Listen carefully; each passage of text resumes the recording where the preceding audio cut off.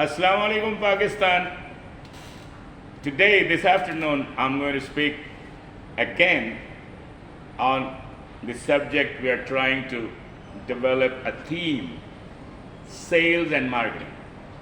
I have delivered a couple of lectures on sales and marketing in my last few videos, and you might have been benefited out of it. But today, I'm going to give you some more tips. Let's say how to market a product. Let's start from marketing, and then we will eventually come to sale. And then I'll show you some few tips, very valuable, very useful tips, how to close a sale, how to be a closer, how to be a smart closer. Well, let's say marketing. As the word market means how you are going to present an article. Let's say an item. You have a book to sell now, or a painting to sell, or an antique to sell, or any other product, maybe clothing, the line of the clothing, maybe old clothes, maybe pair of shoes. You never know what kind of, maybe perfume, what kind of product you want to sell. Maybe ladies' lingeries, ladies' bras, panties, who knows? So there are so many products, you got to know what you want to sell. Well, in our line, we are very much professional in the dealing of art, antiques, and books, and very famous books, very known books, very established titles, very established essays, very established material in literature. So let's say I want to give you a few examples. I forgot how to sell properties. People who sell properties, the people who sell emeralds, sapphires, gold, diamonds, quartz, brand of the watches, let's say the Swiss watch or the Rolex, things like that. So I'm going to give you a few examples.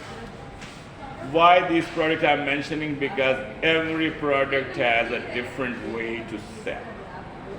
There are products which are related to the technicality. There are products, IT products, smart technology, intelligent technology, IT products. Then comes the computers. Then comes the general products. So you got to know, then comes the cars, the aviation. There are so many fields you want to market the product, and all these mentioned items are products. So now, just to give you an example, you want to sell a book. Now you should know about the book, about the title of the book, about the preface. You should be a good reader by yourself. You should have enough knowledge. What the book is about, what are the titles, what area of the knowledge the book belongs, and what is the cover, how the title looks, is it attractive, and which market you are going to deal, the very educated, the very intellectuals, the theme is for those people, or the theme is for the general readers, or just for kids, or just for older people. There are so many things the title of a book can tell you who is going to be the buyer for that book. So it is just an example. The same is with the art piece. You got to know there are in art pieces, there's art like decorative art, the items for decoration, items for collections, art very seriously done by international famous artists, and those are all original pieces, and they could be sold accordingly. There are auction houses like Sotheby's and Christie's. They have the life of 250 years of existence. And they started in England, ended up in USA, and now they are in Japan, they are in Canada, they are in USA, they are in England. And the originator of all this theme, the originator of all this marketing were English people, then the Americans, then the Japanese, then the Canadians, and this way the art world became famous and very exclusive. So now what you really have to learn how a project is dealt and how it is marketed. The product knowledge, the compatible prices, your body language, your way of speaking, your speech on the product, how you project or deliver your lecture on the information of the product. So all these things, one connect with the other. Now, I gave you the example of books and an art piece. Let's say you want to decorate an office. So you are going to deal with the market of the people who are just decorating their office. They are not interested in buying famous art or invest that kind of money. So you should know the pocket and the capacity of the client, how much he wants to buy or she wants to buy, and how much is his capacity. Where are you going to segment him in the market? Which part of the market he is going to belong? The average, the above average, the below average, or the collector, or the super client, or the somebody who is just an astonishing and a mega collector. To give you an example, in the art world, the decorative art is very much bought in general by the common people, or an upcoming executive, or an upcoming office who want to show their office that it should look good. So your price range should be, let's say in Pakistan, from 5,000 to 15,000 rupees. Now you should know which kind of art you're trying to sell. It is done in watercolor, it is done in oil, it is done in mixed medium, it is done in acrylics, or it is done in pastel, oil pastels, it's a drawing, or things like that. Those are the technicalities of the art pieces. Now you're talking about from 5,000 to 15,000.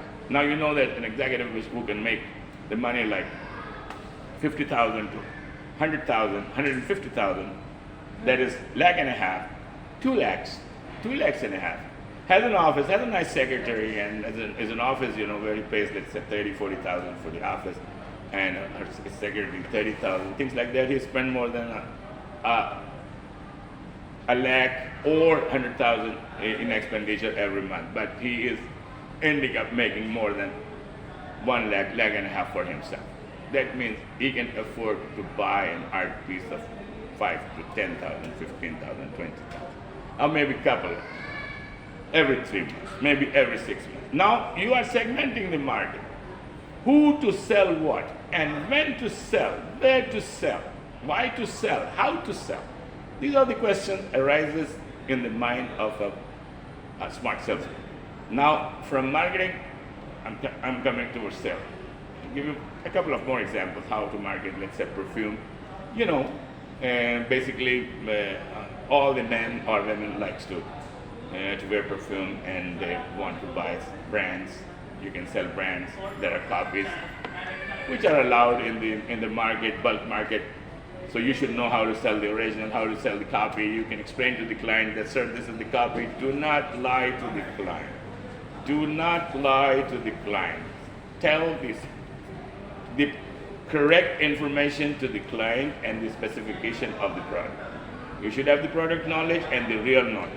Do not exaggerate, do not lie, do not guarantee, do not warranty. Don't do that. Tell them the truth, that this is good, this is not good, this is very good, this is fine, and this is the best. And the same way the prices change. I'll give you an example of perfume that people like to wear, the women and the men. Keep going. You're trying to sell clothing line. You sell shirts, pants, belts, things like that. And you have to divide the market. Which area of the town you are selling? Are you selling in a mall? Are you selling on the street, let's say, in an avenue? There is a center, there is a market where clothes are sold, clothing are sold. There are so many brands and so many stores where the clothing are sold. The cloths are sold. So what you really have to know, where to market and how to market and when to market, accordingly your policy to sell should change, and it should lie under the light of that particular marketing you want to develop that product. Taking it towards sale. Now you are a salesman, what do you want to do? You meet a client.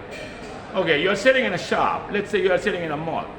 Mall is the place where you want to show some respect to the client. And a crowd which has certain education and certain class and certain level will come to the mall because they don't want to buy on the open streets. They don't want to buy in the open bazaars. They want to come to the mall because they know they can eat there. There are food court. They can have their kids in the playland, and they keep going from there, and they have the places to entertain for the ladies and for the kids. And so the men can sit down in a cafe or in a bistro within the mall and can have a good time, listen to some music, and keep browsing and start buying. So now you should know how to market that product in a shop, in a mall, or in an established in a mall. It is so different than selling in an open bazaar or open street which is full of clothing store or the bookshops or the art galleries or a perfumeria or the perfumes and things like that. So each product varies according to the place, how you are going to segment the market, and how are you going to establish the rule, how to sell and how to make a fixture in prices and how to make a compatible price, and what should be the discount, which are the areas in town where you can offer discounts and which are the areas in town you don't have to offer the discount. Where are the what are the areas and what are the products you have to really work on it very hard to convince the client, because the crowd is of that nature, of that quality.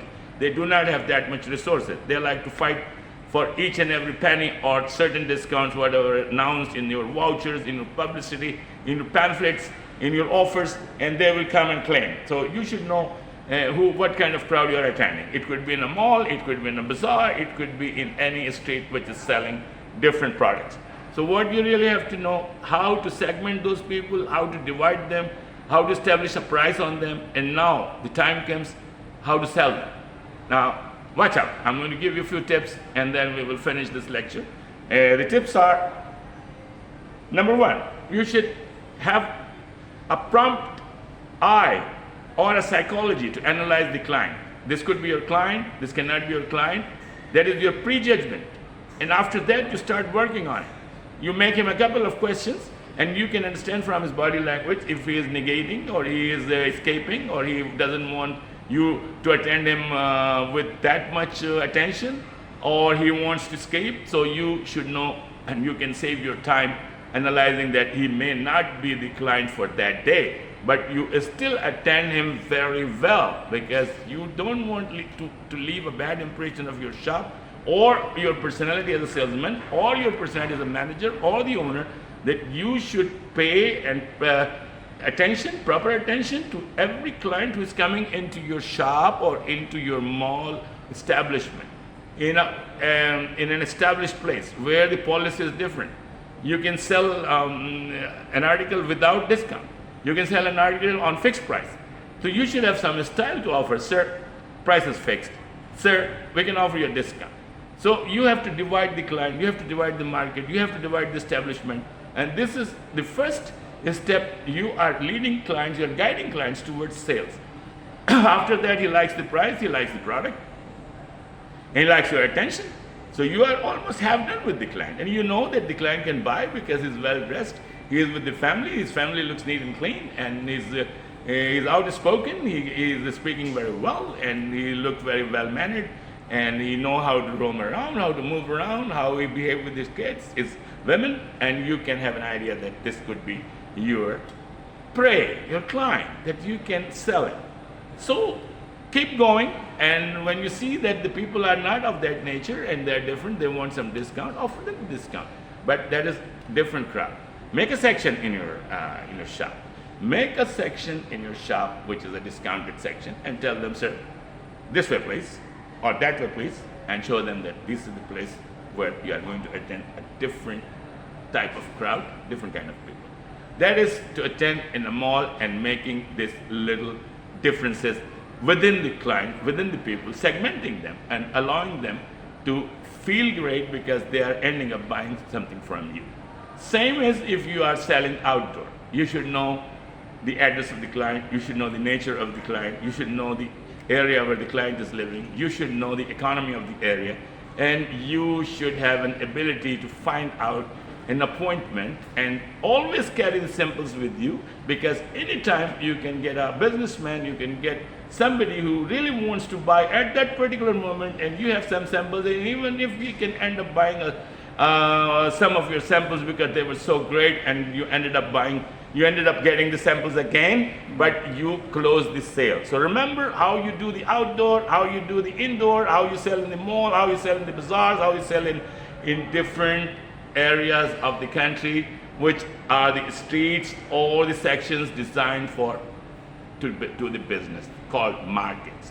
Okay, so the marketing and sales are two brothers. They are two sisters, two brothers, you can say, and they are very much related. If you do good marketing, your sale is almost done.